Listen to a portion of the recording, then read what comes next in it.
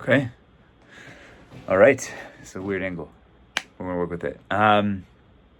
This is video 10, which is crazy, of whatever I'm doing with this. And it is currently 4:55 or 4 on July 2nd, 2025, and that makes me officially 31 years old. I don't know how I got here, but I guess we keep trucking. So as usual, didn't prepare anything. But as you see, we're back here, which is where I started these videos, which is funny. I'm at my mom's today. This year has been crazy. I'm sure the future version of me will not forget what's happened in 2025. But since the last video, I got married, which was great, positive. That was October 27th to 24. New Year started. Things were okay. Things were fine. And my job took like a weird turn. I got like a pay cut at Center for Anxiety. I have a new job now, which I'll talk about in my timeline. But end of January, start of February, we found out my dad's caretaker was stealing from my parents. I'm not going to get into the details of that because it will take forever. But took a lot of money, opened a new mortgage on the house. So we basically like lived here full/part-time for a couple months. Still waiting on anything with that. It is again now July, so like 5 months, and we're still waiting. So fingers crossed, by the time I do a video next year, I will have something to go off of. The biggest thing that's happened is on April 5th. Man, I'm just all over the place. On April 5th, my dad. Just gotta chill. My dad passed. My dad died.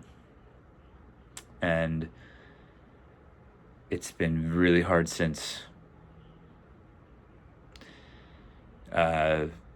Just because, dealing with his loss, having to maneuver whatever it means to be like a real adult, I guess, taking care of my mom, taking care of everything for her, because obviously after her stroke, it's been difficult. And I've really just been trying to figure out what it means to be here. Simultaneously figuring out what it meant for him to be here. Learning a lot about him in the process. Found out today, actually, that he might not have actually really wanted kids. And my mom convinced him, and he obviously never resented being a father, I know that. But it was never necessarily in his plan, which was different for me. It doesn't really affect me. Of everything else going on, it doesn't really change how I feel about him at all, in the most genuine way. But things have been really hard. Go back and watch these videos. It's always me being super existential, super confused, which has not changed. Have I been more sure of myself? I don't know. I guess I have like more of like a general confidence in just like myself and my ability, both personally and professionally, I guess, for whatever that's worth. But I think that's still like where I come back to all of this, of like, what is the worth of any of it?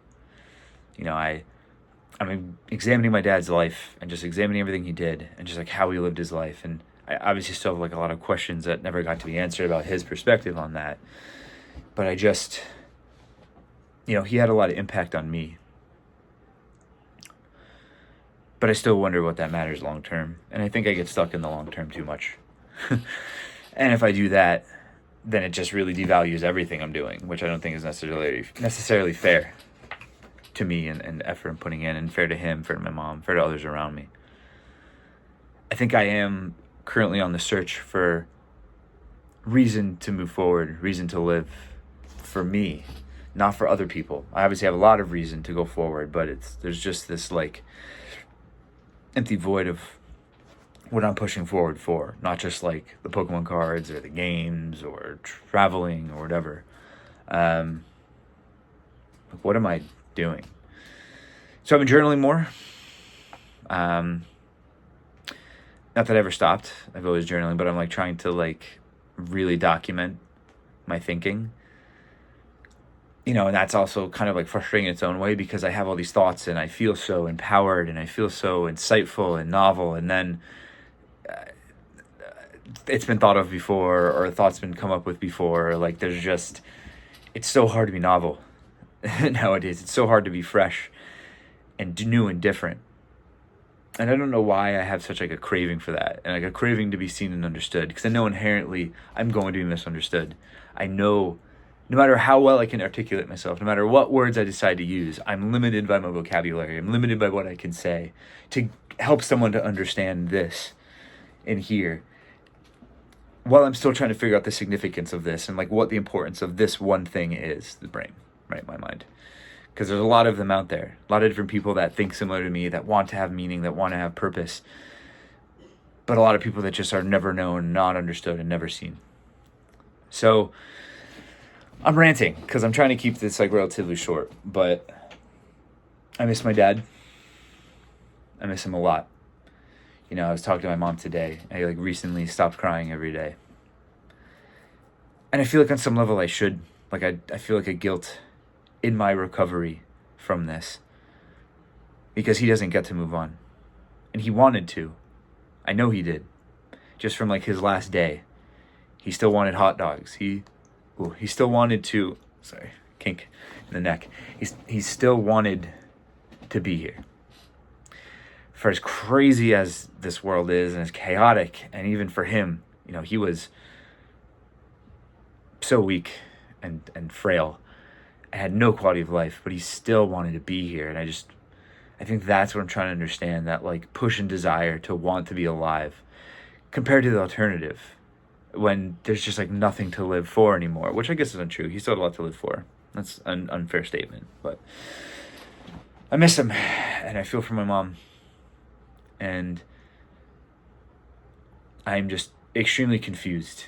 I know in your 30s you're supposed to discover yourself, and maybe I'm a late bloomer, which I've been for a while. But from here, I guess we wait. We wait to get justice for my mom. We wait to find our clarity. I will continue to discover mine. And I just hope I do him proud. Not that he knows anymore, that if I will or will not. But I guess in my headcanon for him, how I want to come across. I guess that's it. Nothing else more to say. I'm trying to think very quickly. Anything else that's happened. I think for now it's just, me, Zoe and I and my mom just moving on. Being there for them, being able to support them. Because I know for whatever reason, I tend to be the emotional base and crutch. So I'll keep filling my role. I'll keep getting on stage and playing the part until it doesn't interest me anymore. But so far it's fine. Okay. Well, I love you, Dad. I miss you. It's now 5:02 p.m. on July 2nd, 2025. I'm Jack Peter Consiglio Jr. and I'm officially 31 years old. Later.